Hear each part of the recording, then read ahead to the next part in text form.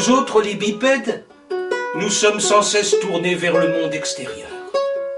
Mais nous cherchons aussi la porte au mystère. Nous guettons des signes, des réponses à notre soif d'amour. Et bien c'est ça un tarot, piocher du sens.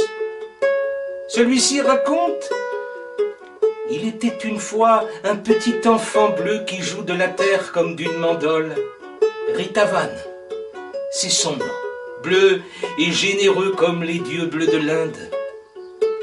Un ami intime, un musicien qui nous répond avec des images et des paroles de courage. Et il en faut ici-bas du courage. Tirer des cartes, oh, c'est pas compliqué. Mais il faut entrer dans le conte, se donner la peine de dénicher soi-même les fleurs de la sagesse et prendre du temps pour soi. Il est intéressant de savoir qu'à l'origine, quand nous avons créé avec Mira le jeu, quand il était encore dans les limbes, eh bien, nous l'avions intitulé le grand jeu pour la terre et les hommes.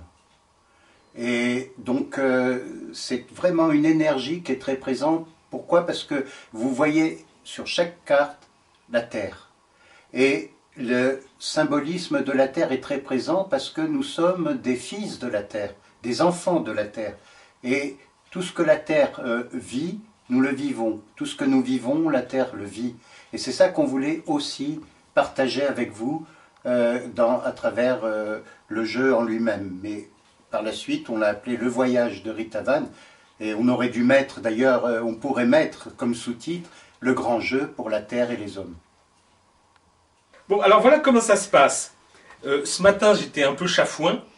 Et donc, Mira m'a aidé, m'a fait un tirage tous les deux. Et j'ai tiré une carte qui s'appelle L'Aube du Passage. C'est beau, c'est une femme en vert qui est en train de traverser, je ne sais pas, un étang. Et donc, elle est en train de passer d'une rive sur l'autre. Alors déjà, le numéro de la carte, ça me fait toujours, je pense, qu'est-ce que c'est le numéro 6, ça me plaît. Et alors, il y a L'Aube du Passage. Ça aussi, c'est important, c'est de rentrer dans une dimension poétique, parce que c'est là que la compréhension aussi peut s'infiltrer dans des choses assez poétiques. Alors, je regarde par exemple cette carte et il y a une phrase « La vie de tout homme est un conte de fées écrit de la main de Dieu ». Et moi, je suis conteur. Et ça fait une drôle de synchronicité. Et voilà, et alors j'ai tiré d'autres cartes, mais je ne vous les dis pas parce que c'est très personnel.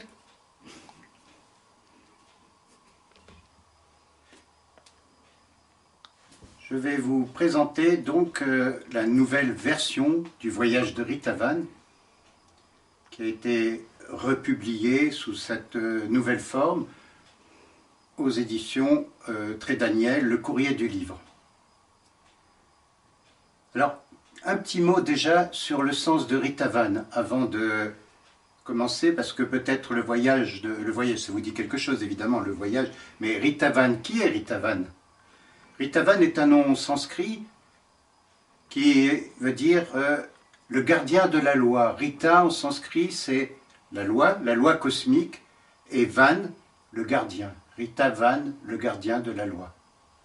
Donc nous allons faire un voyage effectivement à travers différentes cultures, différentes spiritualités qui sont là sous la guidance de Ritavan, dont vous voyez ici le dessin de Mira qui orne la couverture, mais que nous devons toujours prendre au moment où nous commençons les tirages, nous devons toujours prendre le petit Ritavan, comme dans le Hiking d'ailleurs, où on prend une tige et on la met de côté, c'est le veilleur, c'est celui qui va veiller sur la dynamique de notre voyage.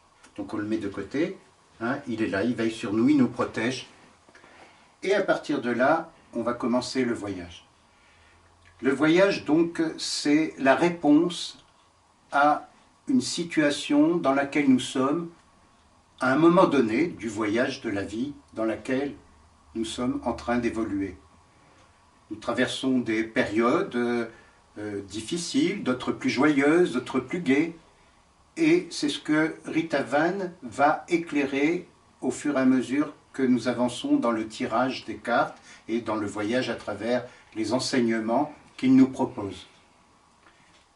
Donc, le but premier, et il faut bien comprendre ça quand on tire cet oracle, si on peut l'appeler ainsi, c'est pas vraiment un oracle d'ailleurs, c'est un outil de connaissance de soi, un outil de réflexion, c'est pour ça que il ne va pas vous donner des réponses toutes faites.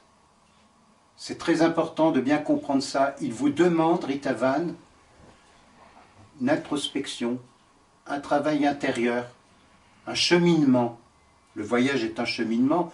Ce n'est pas un oracle que l'on tire qui va vous apporter une réponse toute faite, toute mâchée, mais qui vous amène à cette réflexion dont je parle, ce travail, ce processus.